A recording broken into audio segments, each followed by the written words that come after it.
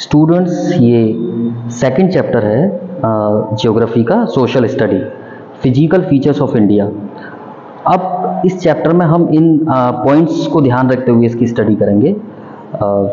जैसे कि सबसे पहले हिमालयन माउंटेन की बात कर रहे हैं हम। तो हिमालयन माउंटेन जो पार्ट्स है, अगर हम स्टडी करना चाहते हैं इंडिया की, तो सबसे पहले हम इन पॉइंट्स को ध्यान रखेंगे। जो ये 6 पॉइंट्स हैं, इन 6 पॉइंट्स के आधार पर ही हम इसको बनाएंगे। जैसे सबसे पहला पॉइंट हो गया इसका Himalayan mountain, second northern plains, third peninsular plateau, fourth the Indian desert and fifth coastal plains and six the islands. चलिए आइए हम इनकी स्टडी करते हैं।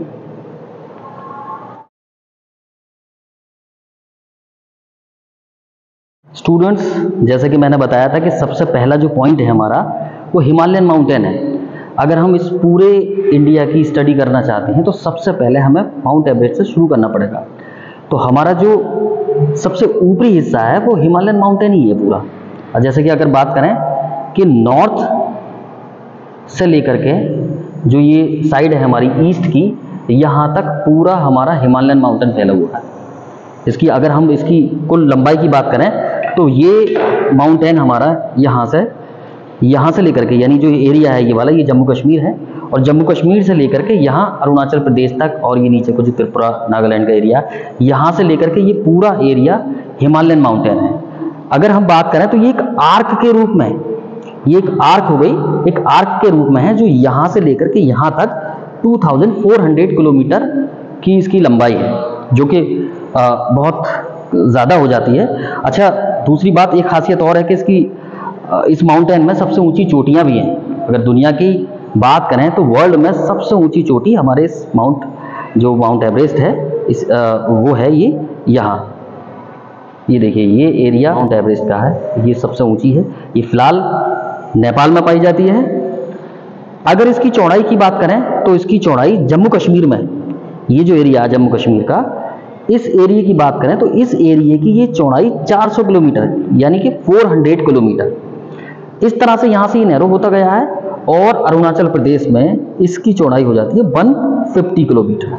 इसका मतलब ये है कि हम सीधे सीधे कह सकते हैं कि जो नॉर्थ जो साइड है, जो जम्मू कश्मीर की साइड है, उस साइड में चौड़ाई ज़्यादा है, और अरुणाचल प्रदेश की तरफ जैसे ये चलता चला गया है, हमारा हिमालयन जो माउंटेन है वो नैरो होता गया है। स्टूडेंट्स, जैसे कि मैंने अभी बताया था कि ये जम्मू कश्मीर से लेकर के उधर पूरब साइड में पूर्वांचल तक फैला हुआ है। अब हम बात करेंगे कि इसकी जो ये रेंजेज हैं, इसकी जो श्रेणियां हैं, ये आप देख रहे होंगे 3 तरह की। जैसे एक ये जा रही है यहाँ से, एक ये मिडिल में है, और एक ये सबसे ऊपर है। तो अगर ये जो सबसे ऊपर है, ये वाला हिस्सा, ये इसका सबसे ऊपर का हिस्सा, ये ग्रेटर हिमालय कहलाता है। इसको ग्रेटर या इनर हिमालय भी कहते हैं। और इसके बाद हम पढ़ेंगे इस मिडिल वाले एरिया को, जो ये सेकंड रेंज है इसकी, ये वाली साइड जो कि बीच में है, इस साइड को हम लेजर हिमालय भी बोलते हैं, और इसको हम हिमाचल, जो हिमाचल का एरिया भी यहीं आता है, तो हम इसको हिमाचल हिमालय भी बोल देते हैं। सबसे लास्ट की जो रेंज है वो है शिवालिक रेंज। ये जो आप देख रहे हैं, ये शिवालिक रेंज है, ये वाली साइड, ये यहाँ से स्टार्ट हुई है, और इस तरह से ये शिवालिक रेंज होती चली गई है। ये शिवालिक रेंज का आप ये मान लीजिए ये लास्ट है। इसके बाद भारत के नॉर्दर्न प्लेन्स आ जाते हैं। ये जो येलो कलर का ये एरिया, आप येलो वाला जो पोर्शन है, ये है हमारे नॉर्दर्न प्लेन्स। इसके बाद जैसे ही हम पढ़ेंगे, जैसे कि ये शिवालिक है, शिवालिक की जो फुट हिल्स है उसमें फिर हम भाबर के मैदान पढ़ेंगे, भाबर के प्लेन पढ़ेंगे। फिर जैसे नीचे यहाँ से पत्थर यहाँ इकट्ठे हो जाते हैं इसके पैरों में, हम कह सकते हैं फुट हिल्स में, पैरों में, हिल्स के पैरों में जो पत्थर इकट्ठे हो जाते हैं वो भाबर का एरिया कहलाता है। उसके बाद ये नदियाँ हैं, इन नदियों के एरिया में तराई का एरिया होगा, बांगर का एरिया होगा, वो मैं आपको सारा डिटेल में बताऊंगा। अभी मैं इसको इस तरह से एलोबरेट कर रहा हूँ। इसके बाद तो ये जो मैंने आपको हिमालय बताया था स्टूडेंट्स, ये इस तरह से हमने इसकी स्टडी की है। ये हिस्सा नॉर्थ है, और ये जो हिस्सा है ये ईस्ट का हिस्सा है। तो अगर कोई पूछे कि जो हिमालयन माउंटेन का जो विस्तार है कहाँ से कहाँ तक है, तो हम कह सकते हैं नॉर्थ ईस्ट, क्योंकि ये इधर वेस्ट है, तो ये जो हिस्सा है ये नॉर्थ ईस्ट का हिस्सा है। तो इसको तो हमने इस तरह से तो पढ़ लिया, इसको और ज़्यादा हम डीप करके पढ़ेंगे, लेकिन अभी इसको सिर्फ ऐसे ही बता रहा हूँ मैं। फिर इसके बाद हम इसका इस तरह से डिवाइड करके इसको नदियों के आधार पर डिवाइड करेंगे, फिर पढ़ेंगे। जैसे कि इतना हिमालय, ये कश्मीर हिमालय हो गया, फिर ये इतना कुमाऊं हिमालय हो गया, नेपाल हिमालय हो गया।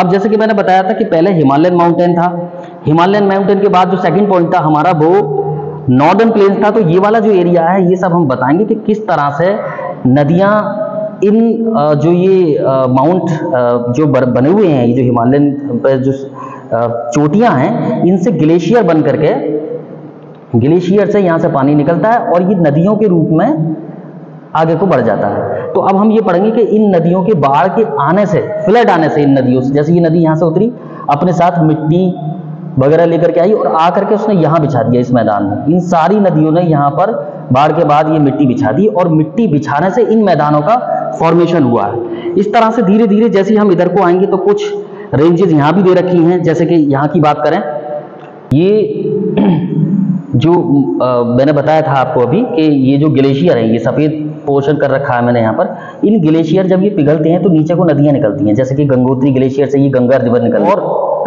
इस तरह से ये नदियाँ ऐसे करके इस तरह से ऐसे निकलती चली गई। जब इन नदियों का पानी बढ़ जाता, किलो ऊपर तक आ जाता, तो ये इधर उधर को साइड पर पहुंच जाती हैं और इनकी जो मिट्टी पानी के साथ बह करके आती है वो इधर सब भी एरिया में बिछ जाती है और ये बन जाता है हमारा नॉर्दर्न प्लेन्स, जो काफ़ी फर्टाइल भी है। अब इस नॉर्दर्न प्लेन्स के बाद अगर हम स्टडी करेंगे आकर के, तो अब हम चले जाएंगे साउथ की ओर, यानी यहाँ से लेकर के ये वाला एरिया, इस एरिया में, इस एरिया को बोलते हैं पेनिनसुलर का एरिया। क्या बोलते हैं इसको स्टूडेंट? Peninsular plateau. अब इस पेनिनसुलर प्लेट्यू के बारे में भी हम फॉर्मली थोड़ा बहुत जान लेंगे, बाद में उसको डीप पढ़ेंगे और अगली वीडियोज में डीप पढ़ेंगे। इस पेनिनसुलर प्लेट्यू में यहाँ से लेकर के स्टूडेंट ये वाला एरिया, ये यहाँ गुजरात का एरिया है। और पेनिनसुलर प्लेट्यू की पहले तो मैं आपको डेफिनेशन बता दूं, सीधी सीधी डेफिनेशन बता दूं कि प्लेट्यू वो कहलाते हैं, इनको हिंदी में प्रायद्वीप बोलते हैं। प्लेट्यू वो कहलाते हैं कि जो एरिया तीन तरफ से पानी से घिरा हुआ हो, खासतौर से ओशियन से। अब आप देख सकते हैं ये यहाँ से गुजरात से शुरू हुआ है पानी और ये यहाँ होता हुआ ये महाराष्ट्र, गोवा, कर्नाटक, केरल, तमिलनाडु, इस तरह से होता हुआ ये तेलंगाना, आंध्र प्रदेश और ये ओडिशा, वेस्ट बंगाल का एरिया जो है, ये यहाँ से लेकर के ये वाला एरिया, ये तीन तरफ से पानी से घिरा हुआ है। तो ऐसा जमीन का कोई भी ऐसा टुकड़ा जो तीन ओर से पानी से घिरा हुआ हो, जमीन से घिरा हुआ नहीं हो, तो वो एरिया कहलाता है पेनिनसुलर प्लेट्यू। अब आप देख रहे हो कि यहाँ से लेकर के ये वाला जो एरिया है, ये तीन तरफ से पानी से घिरा हुआ है, तो ये हमारा पेनिनसुलर प्लेट्यू कहलाता है, जिसको हम भारतीय प्रायद्वीप भी बोलते हैं। अब इस प्रायद्वीप में हम कई सारी चीजों के बारे में स्टडी करेंगे। पेनिनसुलर प्लेट्यू क्रम से स्टडी करनी है, रेगुलरली स्टडी करनी है क्रम से। फिर इंडियन डेजर्ट के बारे में बात करेंगे। इंडियन डेजर्ट, ये वाला जो एरिया है राजस्थान का, फिर इस डेजर्ट के बारे में बात करेंगे। ये जो ये एरिया, ये रेत का एरिया है, पाकिस्तान से भी टच होता है। ये वाला एरिया पाकिस्तान का है, ये यहाँ से नदियाँ जा रही हैं, सिंधु जो रिवर है हमारी वो इधर जा रही है। तो इस एरिया के बारे में जब हम स्टडी करेंगे तो हम बात बताएंगे कि यहाँ पर किस तरह की यहाँ वेजिटेशन होती है, किस तरह से सैंड ड्यून्स बनते हैं और उन सैंड ड्यून्स की जो फिगर, जो आकृति होती है वो कैसे बदलती रहती है, कैसे हवाओं का उस पर असर पड़ता है। ये सारी बातें हम डीपली यहाँ पढ़ेंगे। फिर इसके बाद ये सर थोड़ा इधर, ये विंध्याचल रेंज है, ये वाली, ये विंध्याचल रेंज है ये वाली, और ये वाली जो है ये सतपुड़ा रेंज है। फिर हम इन दोनों रेंज के बारे में पढ़ेंगे, इनकी ऊंची चोटियों के बारे में पढ़ेंगे। हम ये पढ़ेंगे कि यहाँ से कौन सी रिवर्स निकल के जा रही हैं, इस तरह से कौन सी नदी यहाँ से आकर के डेल्टा बना रही हैं। फिर उसके बाद जब हम इनकी रेस्पेक्टिवली स्टडी कर लेंगे, फिर उसके बाद हम कोस्टल प्लेन्स के बारे में बात करेंगे।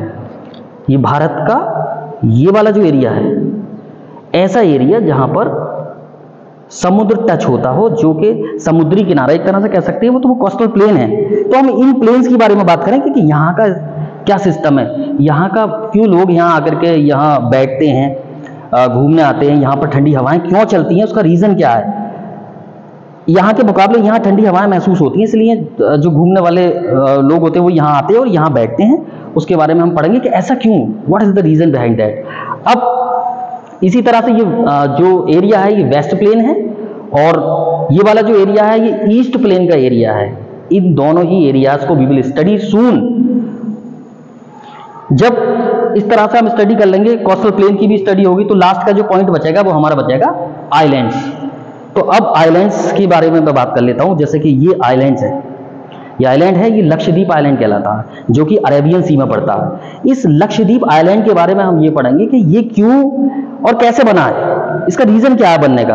आप बड़ा अजीब लगेगा आपको कि ये एक समुद्री जीव की वजह से बना है, वो मैं आपको बताऊंगा कि उसका क्या रीजन है। उसके बाद ये श्रीलंका का एरिया है, ये श्रीलंका के बारे में बताएंगे। ये किस तरह से राम सेतु, आपने सुना होगा स्टूडेंट के, जब श्री रामचंद्र जी भारत से लंका की ओर जा रहे थे, उन्होंने पत्थर डाले थे, तो पत्थर से ये जो पुल बना है, ये राम सेतु है, ये उसी पत्थर का विकसित रूप है, जो इसको एडम ब्रिज भी बोलते हैं। यहाँ पर बे ऑफ मन्नार भी है।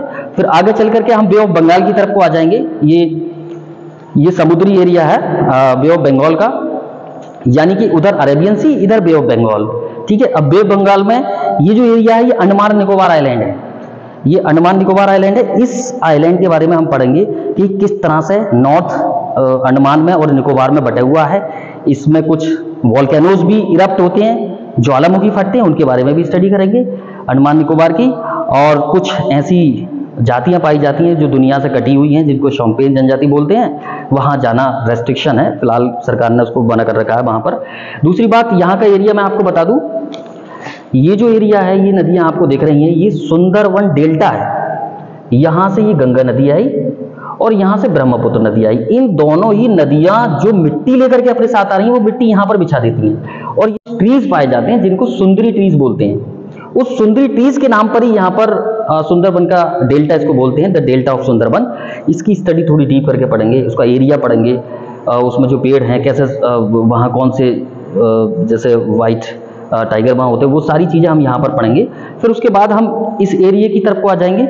ये म्यांमार मैंने बताई थी, उन सारी रिवर्स के बारे में हम पढ़ेंगे। देखो जैसे कि ये मैं बताऊँ, ये वाली कैलाश रेंज है, हम यहाँ जाते भी हैं तीर्थ यात्री, तो ये जो कैलाश रेंज है, यहाँ से इस रेंज में एक सबसे ऊंची चोटी जिसका नाम है चेमायुंडुंग चोटी, वो यहाँ से उस चोटी का पानी यहाँ से पिघलता है और मानसरोवर लेक में इकट्ठा होता है, झील में, इस वाली में। और यहाँ से जब वो झील भर जाती है तो इस तरह से यहाँ से ब्रह्मपुत्र रिवर का उद्गम होता है। और ये ब्रह्मपुत्र रिवर यहाँ से अरुणाचल प्रदेश में होती हुई, हालांकि काफी ऊंचा एरिया है इसलिए इधर को पानी आ जाता है, अरुणाचल प्रदेश से होती हुई असम की तरफ को होती हुई ये आकर के फिर से गंगा नदी में साथ में मिल जाती है और दोनों ही सुंदरवन का डेल्टा यहाँ पर बनाते हैं। उसको थोड़ा सा डीप स्टडी हमें करनी पड़ेगी अभी।